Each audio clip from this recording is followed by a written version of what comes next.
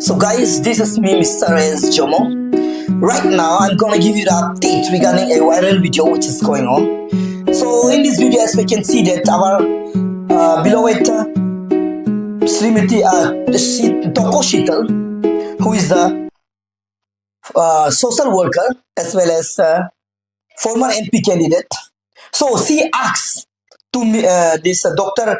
Imi Rumi, who is the president of IFSAP, that's IFC-SAP. So, Toko Sheetal Madam asks him with humility and respect that why are you asking for the resignation from CM Pema Khandu only in case of APFRA. That's Arunachal Pradesh Foreign Religion Act 1978. Why didn't you ask for his resignation based on corruption? So in our Arunachal, many corruption are there, as we can see that. So in base of those corruption, why didn't you asking the resignation of Pema Khandu? But why are you asking right now in case of this APFRA Act 1978? So regarding this, the question asked by Toko Sheetal Madam to Dr. Imi Rumi regarding one video is there.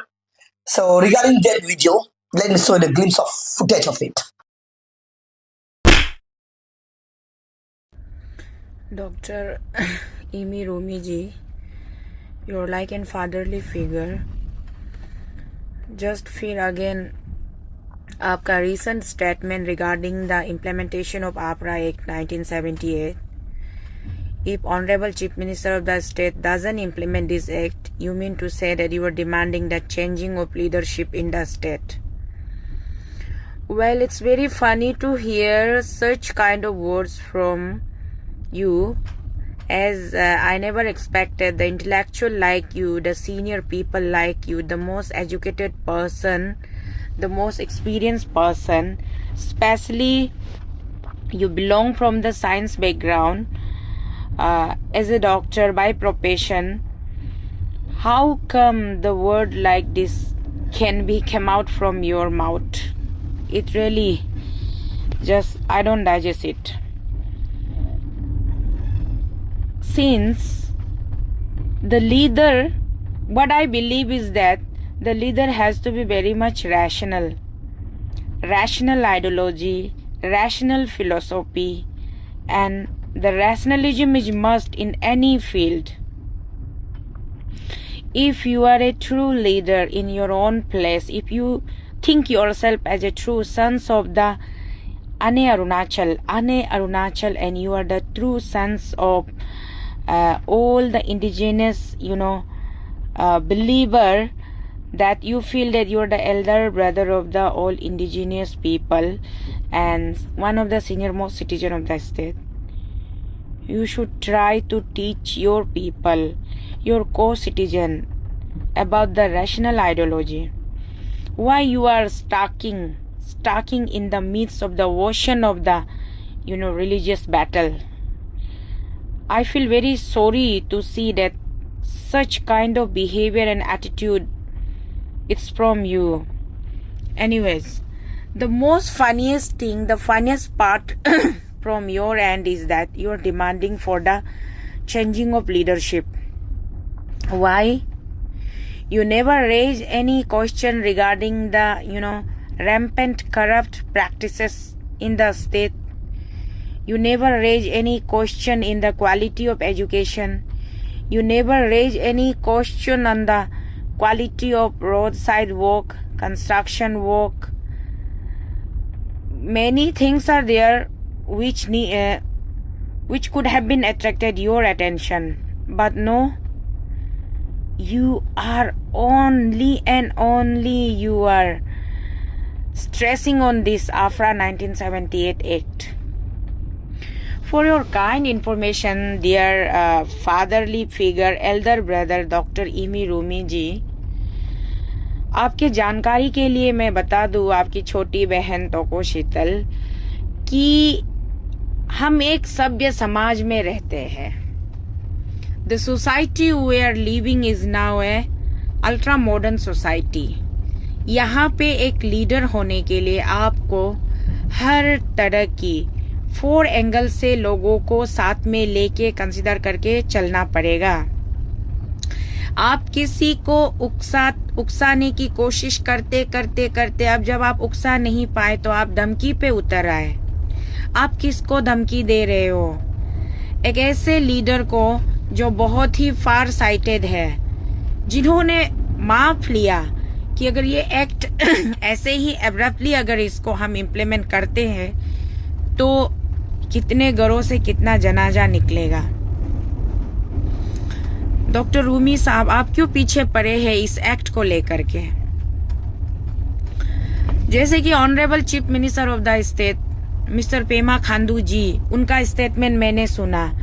उन्होंने कहा कि after बारीकी से discussion करने के बाद each and every stakeholder of the all जितने भी रिलीजन है हमारे स्टेट के अंदर, उन सब रिलीजन के हर एक जितने भी रिलीजन के एक मतलब प्रतिनिधि के साथ में डिस्कशन करने के बाद में उसके बाद में जाकर के वो इस पे विचार विमर्श करके अमल करेंगे कि इस कानून को लागू करना है कि नहीं करना है। तो अभी के लिए तो ये बहुत ही राहत की बात है इंसानियत के लिए, जो अपने आप को अभी तक बिलीव करते हैं कि still we are a human being. For them it's a very very thought of relief. But जो लोग बहुत ही ज्यादा एडामेंट है, बहुत ही ज्यादा मतलब क्या बोलेंगे, ब्लाइंड है, एडामेंट है और बहुत ही जिद्दी है, उनको लग रहा है कि अब उनका जो चाहत जो पूरा नहीं होने जा रहा तो मुख्यमंत्री को बदल दिया जाए। क्यों बदले मुख्यमंत्री को? अगर आप बदलना चाहते तो बहुत सारे मुद्दे थे पहले, उस पे नहीं बदले। और अब जब पेमा खांडू जी सचमुच में इतने अच्छे नेता के रूप में अपने आप को हमारे सामने प्रस्तुत कर रहे, कम से कम हम तो नहीं चाहेंगे कि आप पेमा खांडू जी की रेजिग्नेशन की डिमांड करें, पर्टिकुलरली आपरा 1978 एक्ट को लेकर के। हाँ, जब ऑनरेबल सुप्रीम कोर्ट से उसके अगेंस्ट में प्रिलिमिनरी इंक्वायरी का ऑर्डर आया, तब आपने उसका रेजिग्नेशन डिमांड क्यों नहीं किया?